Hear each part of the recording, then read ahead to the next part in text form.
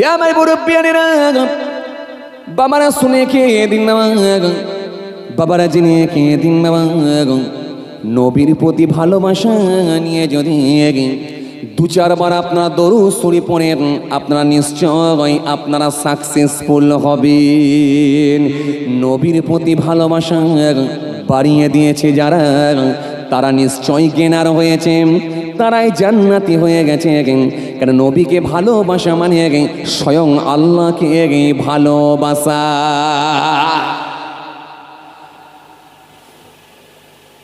আমার নবীর সম্মান আল্লাহ কত দিয়েছেন, আমার নবীর ইজ্জত আল্লাহ কত দিয়েছে, বলে বলে শেষ করা যাবে না।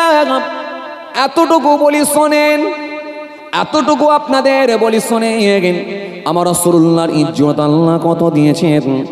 আমার নবী বললেন, লা ইউমিনু আহাদুকুম হাত্তা ইয়াকুনা হাব্বা ইলাইহি মিন ওয়ালিদিহি ওয়া ওয়ালাদিহি ওয়ান নাসি আজমাইন।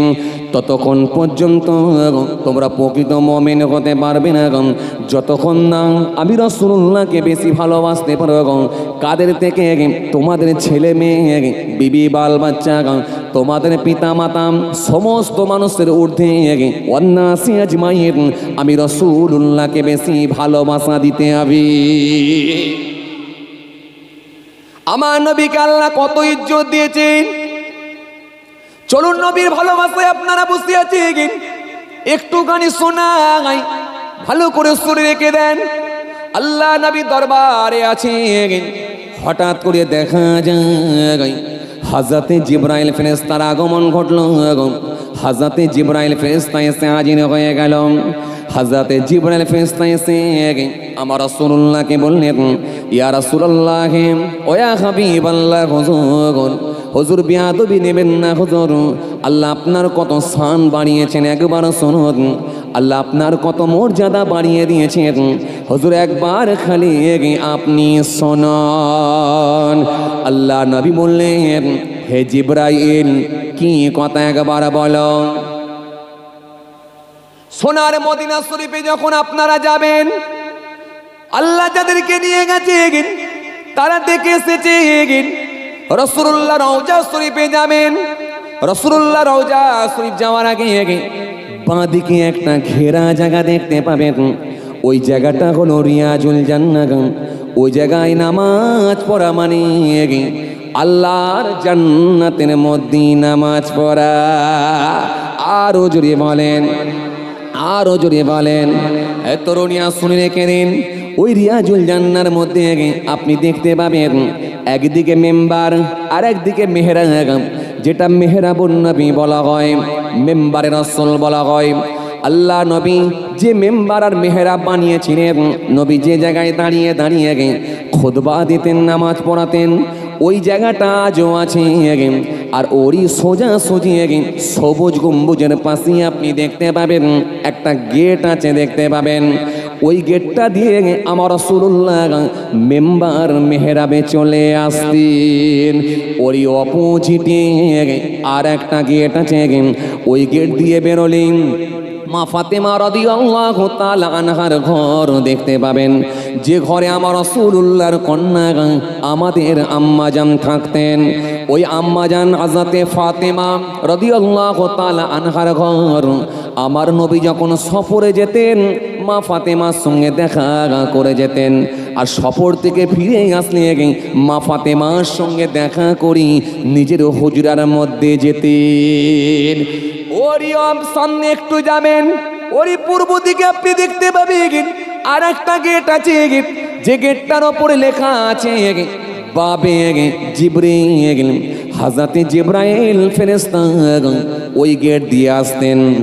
ওই গেট দিয়ে এসে আমার রাসূলুল্লাহর কাছে ওহী পৌঁছে দিতেন। একদিন জিবরাইল এলেন, ইয়া রাসূলুল্লাহ ওয়া ইয়া হাবিবাল্লাহ, হুজুর আপনার শান আল্লাহ কত বাড়িয়েছেন, হুজুর আপনার ইজ্জত আল্লাহ কত বাড়িয়েছেন, হুজুর একবার খালি আপনি শুনে রাখুন হুজুর। ও আল্লাহ নবী শোনেন, আমি জিবরাইলকে আমার আল্লাহ যখন বানালেন, আমাকে বানাবার পর 100 বছর আমার আল্লাহ আমাকে দাঁড় করিয়ে রাখলেন।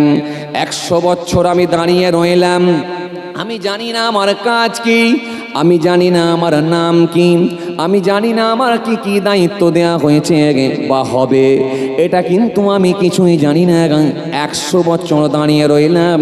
হযরতে জিবরাইল ফেরেশতা বলেন 100 বছর আমি দাঁড়িয়ে আছি। কে বলছে?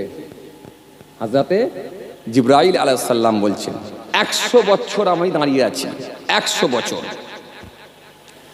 100 বছর দাঁড়িয়ে থাকার পর আমার আল্লাহ আমাকে বললেন, ও জিবরাইল, তোমাকে আমি আল্লাহ সৃজন করেছি, তোমাকে আমি আল্লাহ তৈরি করেছি, তোমাকে আমি আল্লাহ বানিয়েছি। সুতরাং ও জিবরাইল, তুমি আমি আল্লাহর নামে বেশি বেশি করে তসবিহ পড়ো, স্মরণ করো। যখন আমাকে বলেছে জিবরাইল তুমি আমার নামে বেশি বেশি করে স্মরণ করো, আমি জিবরাইল তখন বুঝতে পারলাম যে আমার নাম হলো জিবরাইল। আমি বললাম লাব্বাইক লাব্বাইক লাব্বাইক। আমাকে আল্লাহ বললেন, এই জিবরাইল তুমি আমার নামে বেশি বেশি করে তসবিহ পড়ো, তোমাকে আমি আল্লাহ বানিয়েছি, তোমাকে আমি আল্লাহ সৃষ্টি করেছি। ইয়া রাসূলুল্লাহ, ওয়া হাবিবাল্লাহ, হুজুর আমি আর থাকতে পারলাম না, আমি বেশি বেশি করে তসবিহ পড়তে লাগলাম, আল্লাহ নামে স্মরণ করতে লাগলাম। ও আল্লাহ নবী, এটাও কিন্তু একদিন, দুদিন, 3 দিন নয়, এটা কিন্তু আমি এইভাবে টানা আমি 10,000 বছর আল্লাহ নামে আমি তসবিহ পড়েছিলাম। 10,000 বছর পর একদিন আমি দেখলাম আমার আল্লাহ পাক নূরের আরশের গায়ে লিখে দিয়েছে লা ইলাহা ইল্লাল্লাহু মুহাম্মাদুর রাসূলুল্লাহ সাল্লাল্লাহু আলাইহি ওয়াসাল্লাম। লা ইলাহা ইল্লাল্লাহু মুহাম্মাদুর রাসূলুল্লাহ। যখন আমি এটা দেখলাম, আমি আমার আল্লাহকে বললাম, ও আমার আল্লাহ, লা ইলাহা, লা নেই, কি নেই, ইলাহা কোনো মাবুদ, কোনো স্রষ্টা, কোনো সৃষ্টিকর্তা, ইল্লাল্লাহ কেবলমাত্র আল্লাহ ছাড়া, আল্লাহ ছাড়া কোনো মাবুদ নাই, আল্লাহ ছাড়া কোনো স্রষ্টা নাই, আল্লাহ ছাড়া কোনো সৃষ্টিকর্তা নাই। পরে লিখেছেন মুহাম্মদ রাসূলুল্লাহ সাল্লাল্লাহু আলাইহি সাল্লাম। মুহাম্মদ সাল্লাল্লাহু আলাইহি হলেন আল্লাহর নবী, আল্লাহর প্রীত দূত। আল্লাহ আপনার নাম লেখা আছে এটা দেখলাম, কিন্তু আপনার নামের সঙ্গে এই নামটা কার আমি তো চিনতে পারছি না। কে বলছে? হযরতে জিবরাইল আলাইহিস সালাম বলছে। জি, কাকে শোনাচ্ছে? রাসূল করিম সাল্লাল্লাহু আলাইহি ওয়াসাল্লামকে শোনাচ্ছেন। জি, আল্লাহ নবী আপনার শান আল্লাহ কত দিয়েছে শোনেন। আল্লাহু আকবার।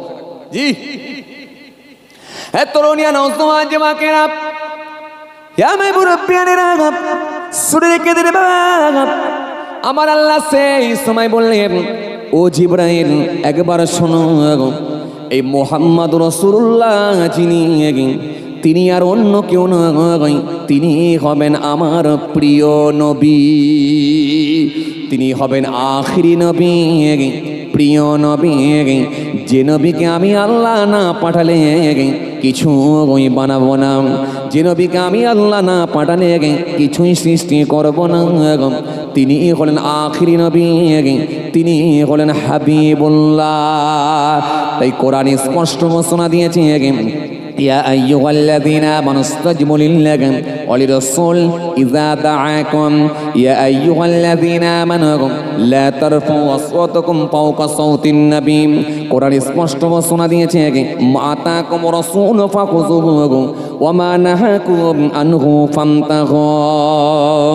আমার আল্লাহ সেই সময় বললেন, হে জিবরাইল শোনো, উনি হলেন আমার আখিরি নবী, আখিরি নবী, আখিরি পয়গম্বর, যে নবীকে আমি আল্লাহ না পাঠালে কিছুই বানাতাম না, তিনি হবেন আখিরি নবী, সব থেকে আমার প্রিয় নবী। সব থেকে প্রিয় নবী হবে মুহাম্মদ রাসূলুল্লাহ সাল্লাল্লাহু আলাইহি ওয়াসাল্লাম। হযরত জিবরাইল ফেরেশতা বললেন, যখনই আমার আল্লাহ এই কথাটা আমাকে শুনিয়ে দিলে আমি জিব্রাইল আর থাকতে পারলাম না। ও আল্লাহ নবী, আমি বেশি বেশি করে আপনার নামে দরুদ পড়তে লাগলাম। আপনার নামে দরুদটা পড়েছিলাম ও আল্লাহ নবী, এটাও কিন্তু একদিন, দুদিন, 3 দিন নয়, আপনার নামে দরুদ পড়েছিলাম 10,000 বছর। 10,000 বছর একটানা আপনার উপরে আমি দরুদের নাজানা পাঠিয়ে দিয়েছি। 10,000 বছর। আর আমরা জলসার মাহফিলে এলে 2-4 বার পড়তে গেলে ক্লান্ত হয়ে পড়ছি, তাই না? কথা বলছেন না কেন? হ্যাঁ, 2-4 বার পড়তে গেলে অবস্থা খারাপ। ফেরেশতা জিবরাইল বলছে, হুজুর আপনার নামে দরুদটা পড়লে আমার অন্তরটা ঠান্ডা হয়ে যায়। জোরে বলবেন না সুবহানাল্লাহ? আল্লাহু আকবার। নবীর ওপরে দরুদ পড়ছে কে? ফারেশতারা। জি, আর আমরা নবীকে ভালোবাসি, নবীকে ভালোবাসি, বুক ফুলিয়ে বলি। জলসায় আসলেও দরুদ শরীফ পড়তে ভালো লাগে না, জলসায় আসলেও কলেমা শরীফ পড়তে ভালো লাগে না, যেন মনে হচ্ছে সারাদিনে 500 বার করে আমরা পড়িয়ে রেখেছি। কথা বলছেন না কেন? এমনও লোক আছে দিনের বেলা হয়তো 1 বার 2 বার 3 বারও হয়তো, 1 বারও হয়তো রাসূলুল্লাহর উপরে দরুদ শরীফ, আল্লাহর ভালোবাসায় 1 বার কলেমা শরীফ হয়তো পড়া হয়নি, হয়তো সুযোগ ছিল হয়নি, হতে পারে। আর নাহলে সুযোগ ছিল কিন্তু ব্যস্ততায় কেটে গেছে, কিন্তু পড়া হয়নি। আমরা জলসার মাহফিলে আসলে অন্তত টেনশন মুক্ত হয়ে গিয়ে 2-4 বার পড়ে নেওয়া দরকার ছিল। এখানে আসলেও বসতে পড়লো, এখানে বসেও কিন্তু পড়তে আমাদের ভালো লাগেনি, এমনও লোক আছে যে সেই রাসূলকে ভালোবেসেই তো আপনারা বসে আছেন। জিবরাইল ফেরেশতা বলে, ইয়া রাসূলুল্লাহ, হাবিবাল্লাহ, হুজুর আল্লাহ আপনার কত শান দিয়েছে শোনেন। ইন্নী লাকিতু জিবরিল ফাবাশশারানি ফাকালা ক্বালা আল্লাহ তাআলা মান সাল্লা আলাইকা সাল্লাইতু আলাইহি ওয়া মান সাল্লামা আলাইকা সাল্লামতু আলাইহি ফাশাজাদতু লিল্লাহি শুকরা। ইয়া রাসূলুল্লাহ, হাবিবাল্লাহ, হুজুর যে ব্যক্তি আপনার উপরে একবার দরুদ শরীফ পড়ে আমার আল্লাহ তার উপর রহমত বর্ষণ করেন। জোরে বলবেন না? যে ব্যক্তি আপনার ওপরে একবার সালাম পাঠ করে আমার আল্লাহ সহ্য করতে পারে না, তার ওপরও সালাম প্রেরণ করে থাকেন। নবী বলছে, শোনার সাথে সাথে আমি রাসূলুল্লাহ থাকতে না পেরে শুকরিয়ায় সিজদায় পড়ে গেলাম। আল্লাহু আকবার। নবীর সম্মান আল্লাহ কত দিয়েছে আপনারা জানেন। আমার নবী যখন মেরাজে গিয়েছিলেন, এই ওয়াজ আপনাদের বারে বারে জানা আছে, আমি অত দূরে যাব না, খালি এটুকু বলছি। আমার নবী যখন মেরাজে গিয়েছিলেন, ওই রাতটা উম্মে হানির ঘরে ছিলেন। আম্মাজান হযরতে উম্মে হানির ঘরে আমার নবী, ওই বাড়িতে উম্মে হানির ঘরেতে ছিলেন কে? আমার রাসূলুল্লাহ। জি, হযরত জিবরাইল ফেরেশতা এসে হাজির হলেন। জিবরাইল ফেরেশতা এসে আমার নবীকে তুলে নিয়ে যাবেন। ডাকলে যদি বিয়াদবি হয়ে যায়, আল্লাহু আকবার, ডাকলে যদি বিয়াদবি হয়ে যায়, নিজের জিহ্বাটা নিয়ে আমার রাসূলুল্লাহর পায়ের তালুতে চাটতে শুরু করেছিলেন। একটু জোরে বলতে পারেন না? ডাকলে যদি বিয়াদবি হয়ে যায় কেন? আল্লাহ কোরআনে কারীমের মধ্যে ঘোষণা দিয়ে দিয়েছেন, স্পষ্ট বলেছেন কি? ইয়া আইয়ুহান নাস উবুদু রাব্বাকুমুল্লাযী খলাকাকুম ওয়াল্লাযীনা মিন ক্বাবলিকুম লাআল্লাকুম তাত্তাকুন। আল্লাহ কোরআনে কারীমের মধ্যে ঘোষণা দিয়েছেন, ইয়া আইয়ুহাল্লাযীনা আমানু ইসতাজিবু লিল্লাহি ওয়া লির-রাসূল ইযা দাআকুম। এ পৃথিবীর মানুষ, আমার হাবিব ডাকলে হাবিবের ডাকে আগে উত্তর দাও। যে অবস্থাতেই থাকো হাবিবের ডাকের তোমাকে উত্তর দিতে হবে। জোরে বলবেন না? আরো জোরে বলবেন না? আবার আল্লাহ কোরআনে কারীমের মধ্যে বললেন, ইয়া আইয়ুহান নাসু উবুদু ইয়া আইয়ুহাল্লাযীনা আমানু দুখুলু ফিস-সিলমি কাফা ওয়া লা তাত্তাবিউ খুতুওয়াতিশ শাইতান ইন্নাহু লাকুম আদুউম মুবিন। আবার আল্লাহ কোরআনে কারীমের মধ্যে বললেন, কি বললেন? ইয়া আইয়ুহাল্লাযীনা আমানু ইসতাজিবু লিল্লাহি ওয়া লির-রাসূল ইযা দাআকুম ইয়া আইয়ুহাল্লাযীনা আমানু লা তারফাউ আসওয়াতাকুম ফাওকা সাওতিন নবী। এ দুনিয়ার মানুষ, হাবিবুল্লাহর সঙ্গে যখন তোমরা বসে বসে সামনে কথাবার্তা বলবে, আমার হাবিবের থেকে তোমাদের আওয়াজটা যেন বাড়িয়ে দেবে। বাড়িয়ে দিলে কি হবে? আনতাহবাতা আমালুকুম আনতুম লা তাশকুরুন। তোমাদের জীবনের আমলগুলো আমি আল্লাহ বরবাদ করে দেবো। তাহলে নবীর আওয়াজের থেকে আওয়াজ বেড়ে গেলে আল্লাহ বলছে আমল বরবাদ করে দেবো। বুঝতে পারছেন? জিবরাইল ফেরেশতা বলছেন, ডাকলে যদি বিয়াদবি হয়ে যায়, আল্লাহু আকবার, নিজের জিহ্বাটা দিয়ে পায়ের তালুতে চাটতে শুরু করলেন। আমার রাসূলুল্লাহ উঠলেন, রাসূলুল্লাহকে বলে, হুজুর আল্লাহ আপনাকে দাওয়াত দিয়েছেন, একটু চলুন না হুজুর, আমি নিয়ে এসেছি আপনার জন্য, গাড়ি নিয়ে এসেছি হুজুর, গাড়িতে উঠুন। কি গাড়ি? কি গাড়ি? আপনারা জানেন বুরাক। বুরাক শব্দটা এসেছে বারকুন থেকে, যার অর্থ হলো বিদ্যুৎ। বিদ্যুৎ, বিদ্যুৎ বলতে কেমন? বিদ্যুতের ন্যায় গতি। বিদ্যুতের ন্যায় গতি বলতে কেমন? এখানে বিদ্যুৎ অর্থাৎ ফ্ল্যাশ, লাইট, আলো, নূর। মানে আলোর গতি কিন্তু সব থেকে বেশি। আপনি একটা অন্ধকার জায়গায় টর্চ লাইট মারবেন, মারলেই অল্প সময়ের মধ্যে, মানে কয়েক সেকেন্ডের মধ্যে এই যে ফ্ল্যাশ এত দূরে যাবে, আপনি কিন্তু যে কোনো গাড়িতে অত দূর কভার করতে পারবেন না। এই জন্য আলোর ফ্ল্যাশ সব থেকে বেশি। জি, এই জন্য বুরাক এমন একটা যানবাহন যেখানে বলা হয়েছে বিদ্যুৎ। মানে আপনি অনেক সময় দেখবেন মেঘলা ওয়েদার হলে আকাশে মাঝে মাঝে বিজলি চমকায়, দেখেছেন? চাক করে মারলো, এখান থেকে মেরে লম্বা হয়ে দিক দিয়ে বেরিয়ে গেল, দেখেছেন কত দূরে পৌঁছে যায় মুহূর্তের মধ্যে। এই জন্য বিদ্যুতের সঙ্গে বলা হয়েছে, তুলনা করা হয়েছে যে বিদ্যুৎ মানে বুরাক। বুরাক শব্দটা এসেছে বারকুন থেকে, যার অর্থ হলো বিদ্যুৎ। বিদ্যুতের ন্যায় গতি, আলোর ন্যায় গতি। এইরকম একটা গতি, এইরকম একটা যানবাহন, এইরকম একটা বুরাক নিয়ে এসেছেন আমার রাসূলুল্লাহকে নিয়ে যাবার জন্য। রাসূলুল্লাহ এই বুরাকে চাপলেন, চেপে যাবেন। কিতাবের মধ্যে এসেছে, ব্যাখ্যায় এসেছে যে নবীর চোখের দৃষ্টি যত দূর যায়, বুরাকের এক পা তত দূর পৌঁছায়। আল্লাহু আকবার, জোরে বলতে পারেন না সুবহানাল্লাহ? রাসূলুল্লাহর চোখের দৃষ্টি যত দূর যায়, বুরাকের এক পা তত দূর পৌঁছায়। জোরে বলবেন না? আপনি একটা খোলা ফাঁকা জায়গার দিকে তাকাবেন, আপনার চোখের দৃষ্টি দেখবেন অনেক দূর যাবে। যাবে না? যাবে না? যাবে না? যাবে না? যাবে। তো এই রাসূলুল্লাহর চোখের দৃষ্টি যত দূর যাচ্ছে, বুরাকের এক পা তত দূর পৌঁছাচ্ছে।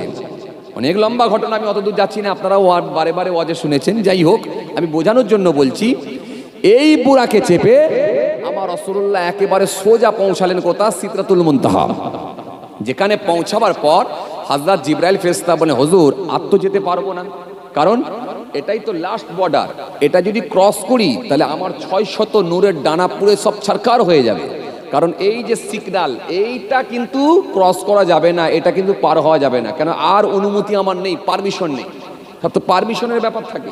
কি হ্যাঁ, আমরাও তো মাঝে মাঝে এমএলএর সঙ্গে দেখা করতে গেলে, এমপির সঙ্গে দেখা করতে গেলে, নবান্ন যেতে গেলে অনেক পারমিশন নিয়ে, অনেক ঝামেলা পুইয়ে তারপরে যেতে হয়। কথা ঠিক না ভুল বলেন? তো হুজুর এর ওপরে যেতে পারবো না, কারণ এটাই আমার লাস্ট বর্ডার। এটা ক্রস করলে আমার 600 নূরের ডানা ছারকার হয়ে যাবে। কিতাবের মধ্যে এসেছে জিবরাইলের ডানাকে আল্লাহ রাব্বুল আলামিন এত শক্তিশালী ডানা করেছেন, 600 নূরের ডানা 3 বার ঝাপটা মারলে নিচে চলে আসেন। আল্লাহু আকবার, আকাশ থেকে নিচে চলে আসেন 3 বার ঝাপটা মারলে, আর 3 বার ঝাপটা মারলে আবার উপরে উড়ে চলে যায়। মারাত্মক ব্যাপার। এই জিবরাইলের ডানা কিতাবের মধ্যে এসেছে, জি যখন মানুষ অন্যায় কাজের সঙ্গে সম্পৃক্ত হলো, আল্লাহ বলে জিবরাইল তুমি গিয়ে ওদেরকে সব পুরো উল্টে দাও। জিবরাইল ফেরেশতা এসে খালি ডানাটাকে নিয়ে, যেমন কোদালে আপনারা মাটি কোপান, এরকম ডানাটাকে ঠেকিয়ে নিয়ে এরকম তুলে ফেলে দিলেন, পুরো এপিট ওপিট হয়ে গেল। পড়াটা যেমন উল্টে দেওয়া হয়, পড়াটা উল্টানোর ন্যায় পুরো জমিনটা উল্টে গেল। আপনি লূত নবীর ঘটনা যদি পড়েন, তাফসীর যদি পড়েন, পেয়ে যাবেন আপনি। এটা লূত নবীর জামানায় হয়েছিল। যাই হোক, আমি ওদিকে যাচ্ছি না। সেই জিবরাইল ফেরেশতা আমার রাসূলুল্লাহকে নিয়ে যাচ্ছেন কোথায়? আল্লাহর সঙ্গে দিদার। গিয়ে পৌঁছালেন। পৌঁছাবার পর আমার জিবরাইল ফেরেশতা বলে, হুজুর আজ যেতে পারবো না, এবার আপনি যান। আল্লাহ নবী অচেনা জায়গা, অজানা জায়গা দিয়ে একা একা যাবেন, মনটা একটু খারাপ। মানে হুজুর আপনি চিন্তা করছেন কেন? আপনি তো মেহমান, দায়িত্ব তো আল্লাহ নিয়েছেন, আল্লাহ তো মেজবান, আপনি মেহমান।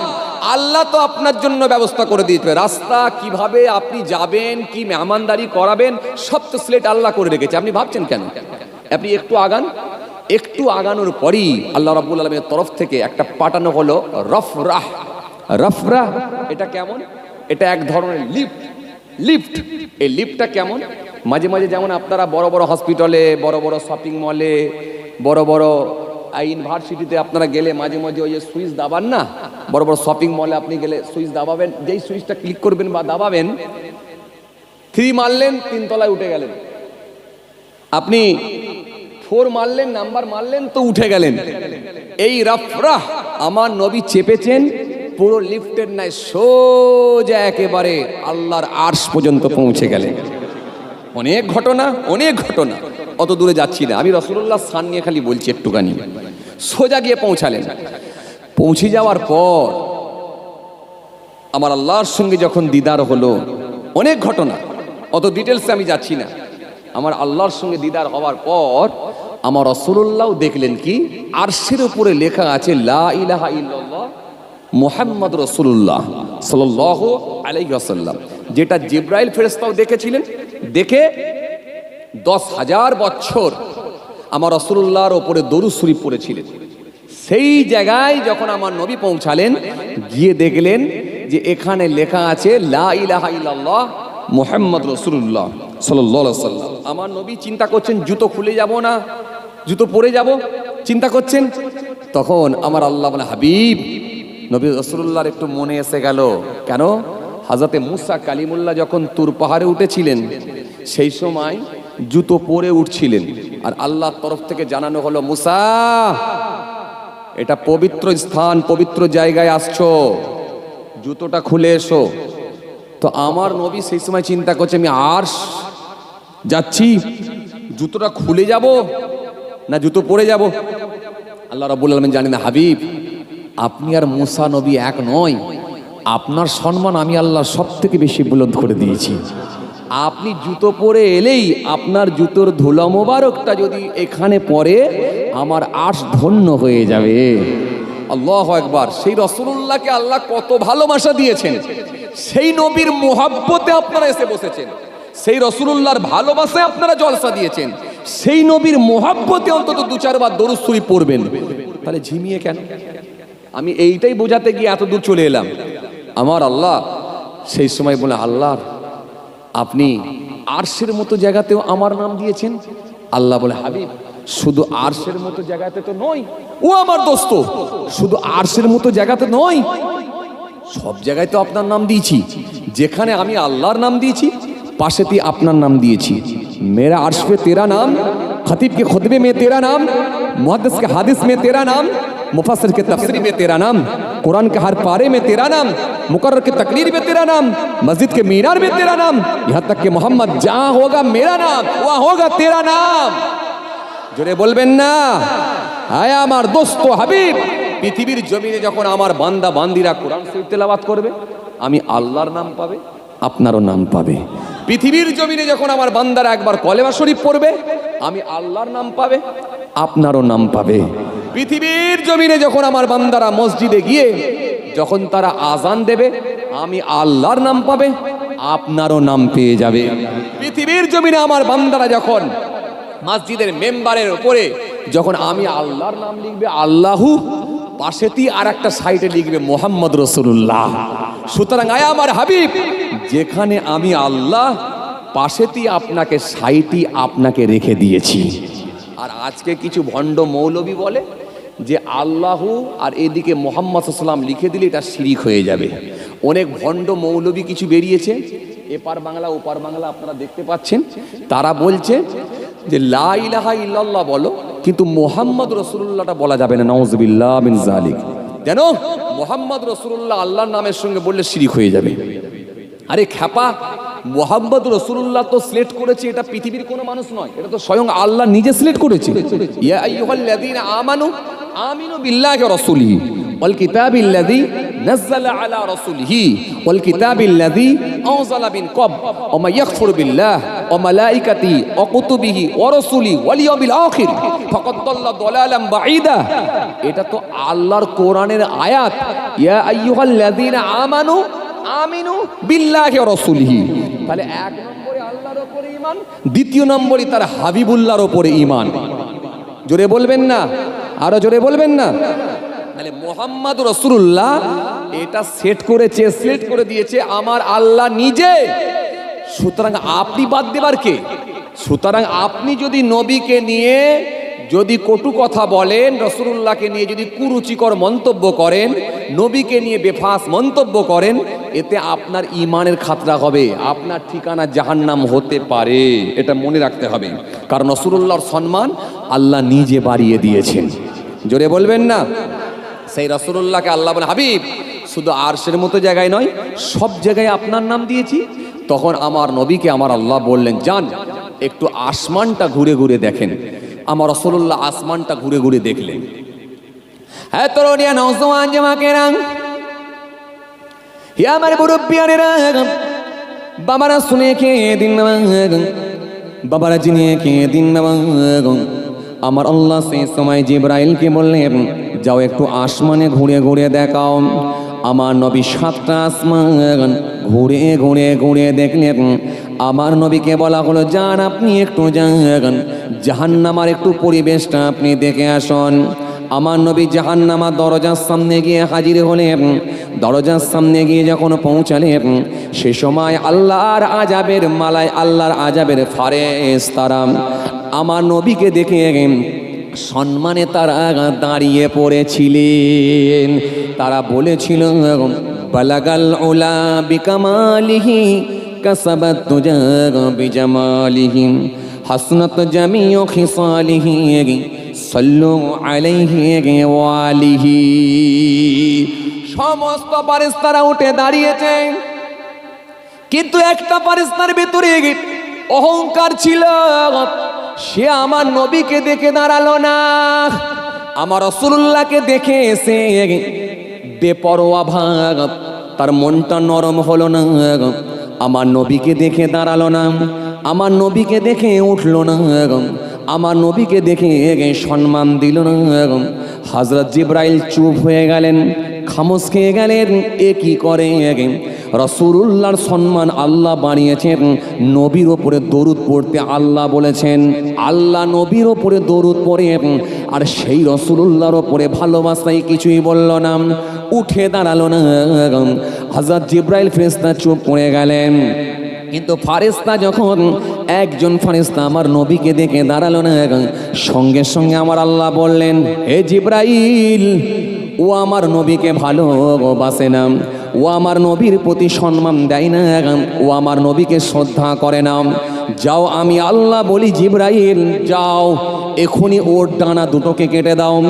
ওর ডানাগুলোকে কেটে দিয়ে ওই ফারেশতাকে অন্ধকার জায়গায় নিক্ষেপ করো। হযরত জিবরাইল ফেরেশতা রাগান্বিত হলেন, হযরত জিবরাইল ফেরেশতা রেগে গেলেন। হযরত জিবরাইল ফেরেশতা রেগে গিয়ে ওই ফারেশতার ডানাগুলোকে কেটে দিলেন। ডানাগুলোকে কেটে দিয়ে অন্ধকার জায়গায় নিক্ষেপ করলেন, অন্ধকার জায়গায় ছুঁড়ে ফেলে দিলেন, কারণ নবীর ওপরে ভালোবাসা ছিল না বলে।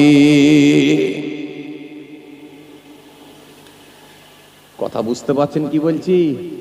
হ্যাঁ, যে ফারেশতার ভেতরে অহমিকা প্রকাশ পেল, কারণ রাসূলুল্লাহকে ভালোবেসে দাঁড়াতে হবে কেন? নবীর প্রতি শ্রদ্ধা দেখাতে হবে কেন? এই জন্য অহংকার খুব খতরনাক জিনিস, যার ভেতরে ঢুকেছে ধ্বংস তার জন্য নিশ্চিত। এই অহংকার আর হিংসা, এটা যার ভেতরে ঢুকেছে, অহংকার আর হিংসা, এটা একেবারে ধ্বংস নিশ্চিত।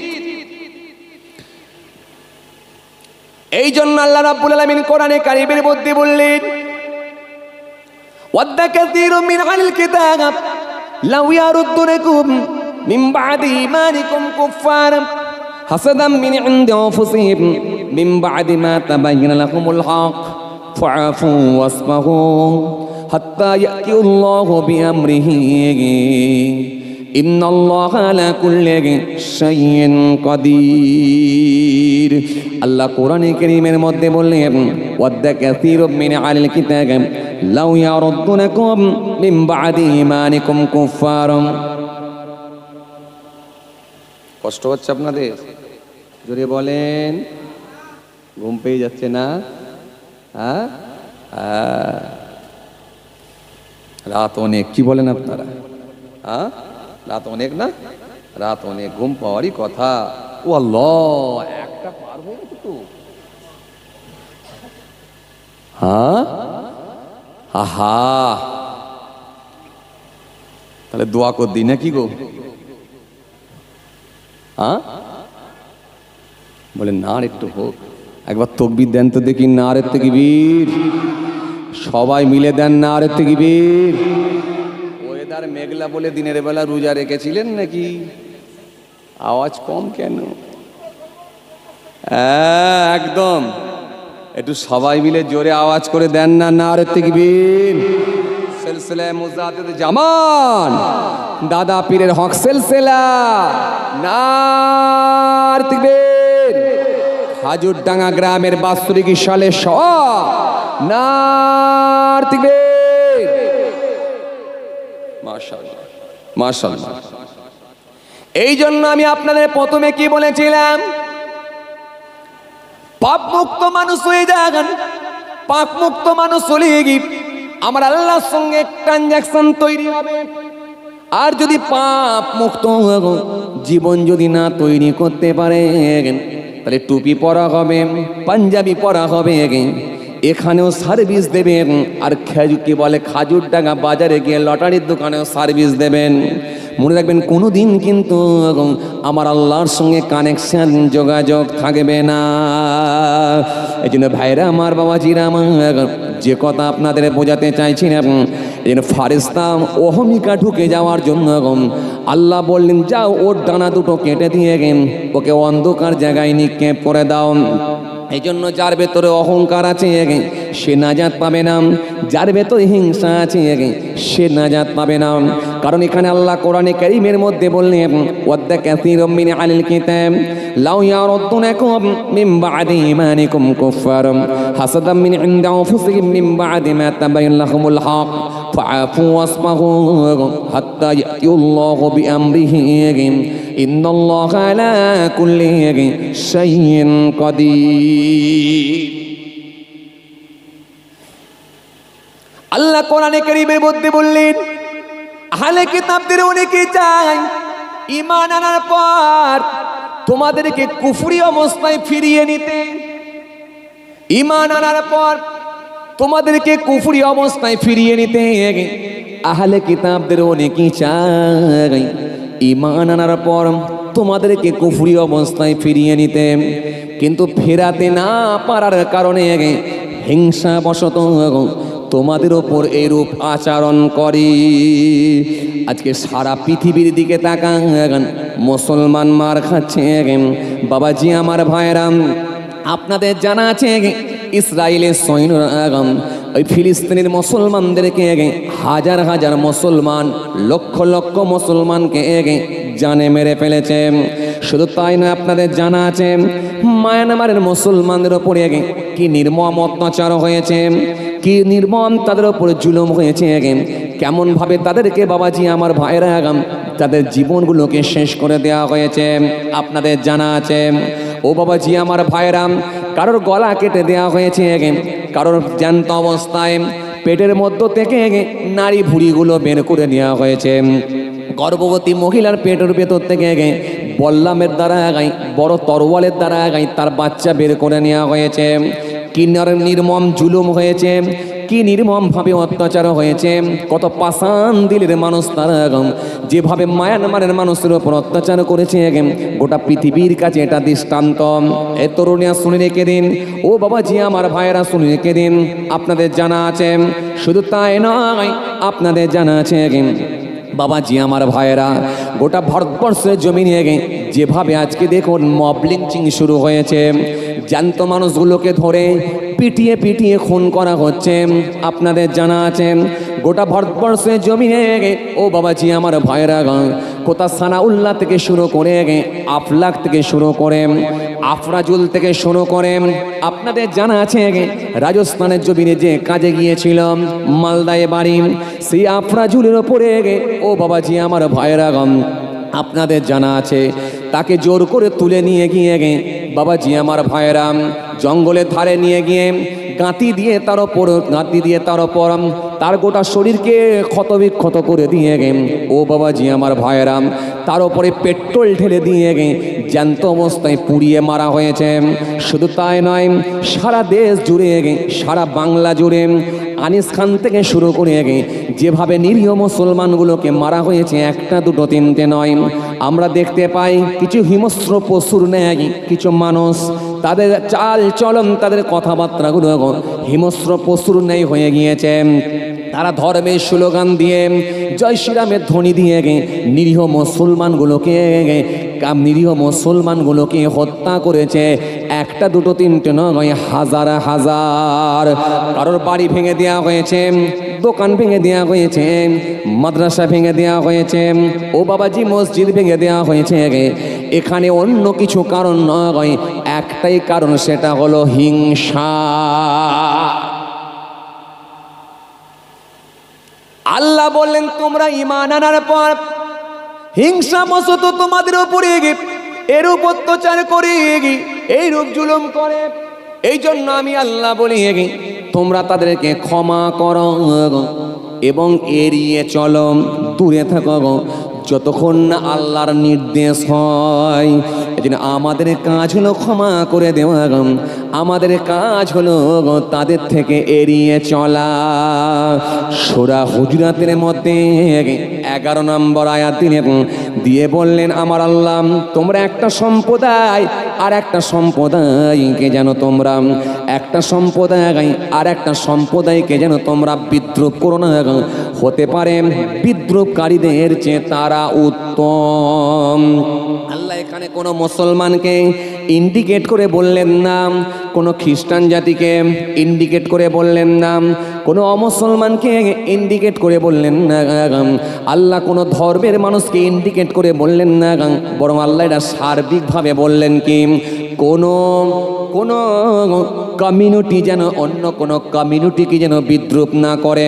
তোমরা একটা সম্প্রদায় যেন আর একটা সম্প্রদায়কে যেন তোমরা বিদ্রুপ করবে না, হতে পারে বিদ্রুপকারীদের চেয়ে তারা উত্তম। এই জন্য আল্লাহ এটা সার্বিকভাবে সমস্ত মানুষের জন্য দিলেন। তুমি মুসলমান হও, আল্লাহু আকবার বলে কারোর উপরে তুমি ছুরি চালাতে পারবে না। তুমি অমুসলমান হও, তুমি ধর্মের স্লোগান দিয়ে কারোর উপর ছুরি চালাতে পারবে না। কারণ মনে রেখে দিও, আল্লাহ এই জন্য বললেন আল্লাহু আকবার, এটা ছুরি চালানোর জন্য নয়, বরং আল্লাহু আকবার আল্লাহকে স্মরণ করার জন্য তোমরা লাগাও।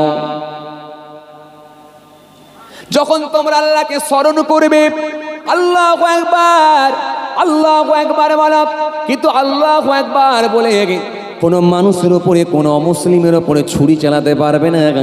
এটা আমার ধর্ম শিখিয়ে দিয়েছে, এই জন্য আমার ইসলাম শিখিয়েছে তোমরা একটা সম্প্রদায় আর একটা সম্প্রদায়কে যেন বিদ্রুপ করো না, হতে পারে বিদ্রুপকারীদের চেয়ে তারা উত্তম।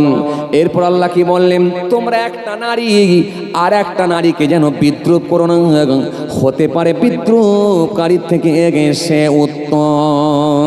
তোমরা খালের পাড়ে গিয়ে, পুকুরের পাড়ে গিয়ে, তোমরা মাঝে মাঝে কলতলায় গিয়ে একটা মহিলা আর একটা মহিলাকে যেন খারাপ বলো না, গালাগালি করো না। কত সুন্দর শিক্ষা আমার আল্লাহর তরফ থেকে। মাঝে মাঝে হয় আপনাদের পাড়ায় নাকি না? এখানকার মেয়েগুলো খুব ভালো, কি বলেন আপনারা? কথা বলছেন না কেন? এখানের